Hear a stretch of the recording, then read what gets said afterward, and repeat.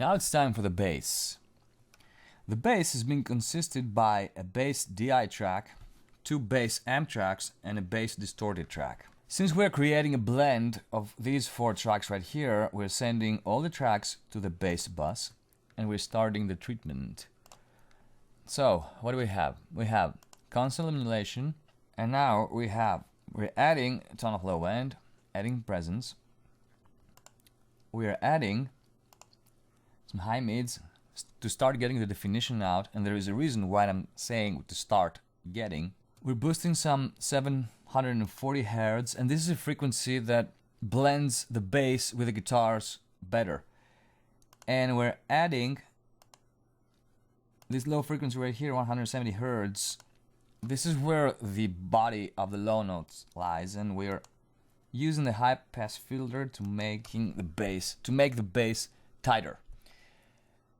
Now, third EQ in the raw, adding some 2K to get more of the definition out. And again, I'm using 3 different EQs because they have 3 different curves, 3 different sounds to get what I want.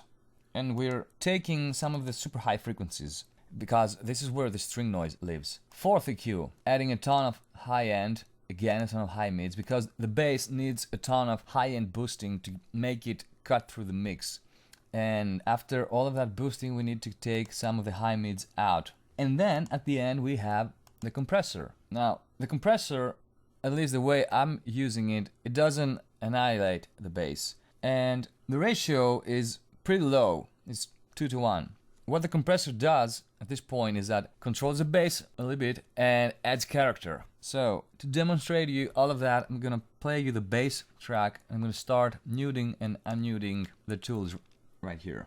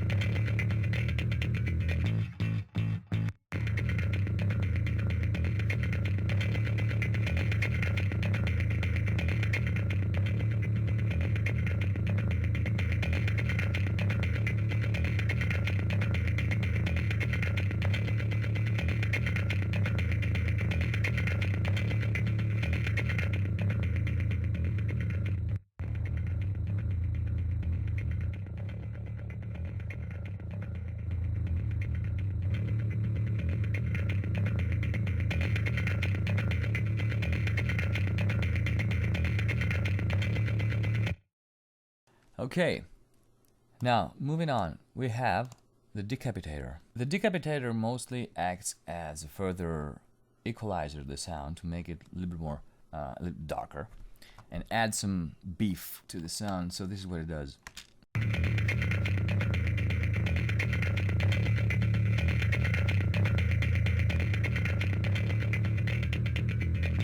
Next in line we have the CLA bass plugin. Great plugin, and we're using only the honk and the growl setting.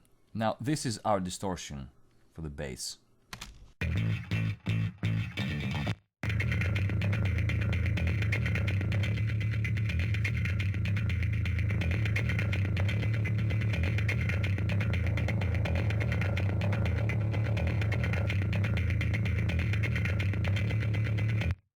And next in line, more EQ, and we're cleaning the sound, taking 64 Hz out to make some space for the kick, and we're removing we're taming a little bit of the string noise, and some more L1, more control to the sound.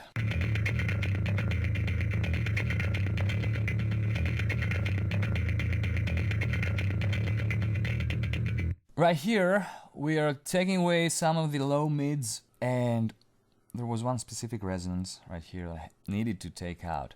But that's not all that we do with the bass. Now I'm sending the bass to a bass reverb, as you can see here. But that's not your typical reverb. If you pay attention to the timing is very fast. So this plugin right here adds as a discrete doubler of the bass, because I want to make the bass feel a little more wider, okay, a little more spread to the sides, but not losing its center identity. So this is what it sounds.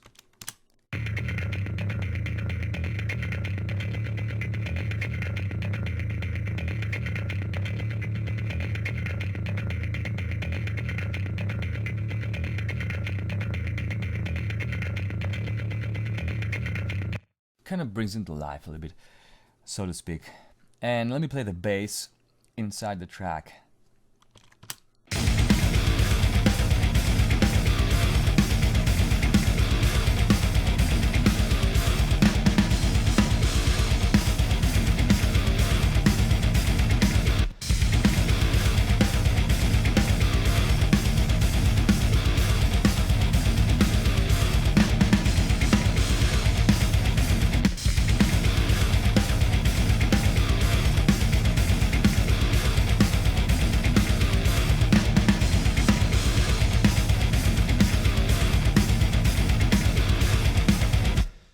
Okay, now let's do an experiment. I want you to pay attention to something. I'll play the song and I'm gonna mute the bass and unmute it. I'm gonna mute it and unmute it. I want you to pay attention to the guitars. Here we go.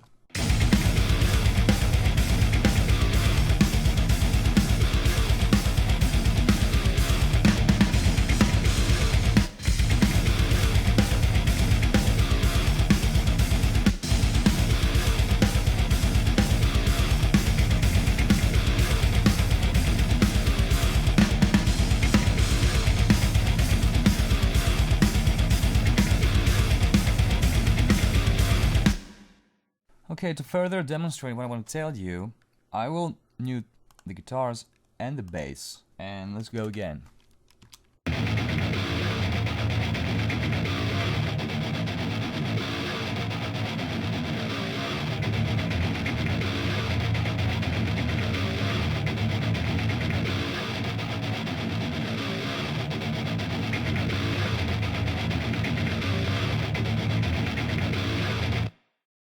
Now, the reason why I did that is because I want you to get this. The bass is holding the energy of the whole mix, and the bass sound is responsible for the bigness of the guitars. Why? Because the moment the bass was out of the picture, the guitars suddenly sounded thinner. They lost this big bottom that they have. So, here's my 2 cents about the bass. To me, it's one of the most important instruments, especially in a heavy mix. So, there you have it. Bass sound.